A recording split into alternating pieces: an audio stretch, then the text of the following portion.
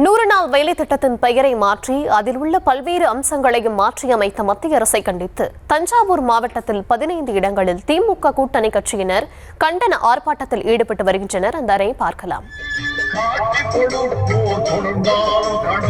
விவரங்களை தர இருக்கிறார் செய்தியாளர் சுல்தான். வணக்கம் சுல்தான், விவரங்களை வழங்கலாம். தர்சினி, கிராமப்புற தொழிலாளர்கள் பல்வேறு கட்ட போராட்டங்களை நடத்தி கிராமப்புற ஏழை எளிய மக்களின் வாழ்வாதாரத்தை உறுதிப்படுத்தும் வகையில அவர்களுக்கு ஆண்டுக்கு 100 நாட்கள் வேலை வழங்கும் வகையில் கொண்டு வரப்பட்ட மகாத்மா காந்தி ஊரக வேலை உறுதியளிப்பு திட்டத்துல மகாத்மா காந்தி பெயரை நீக்குவதோடு இந்த திட்டத்திற்கான மானியத்தை குறைத்து 100 நாள் வேலை திட்டத்தை முடக்க நினைக்கும் மத்திய அரசுக்கு கண்டனம் தெரிவித்து பலகட்ட போராட்டங்கள் நாடு முழுவதும் நடந்து வருகின்றன.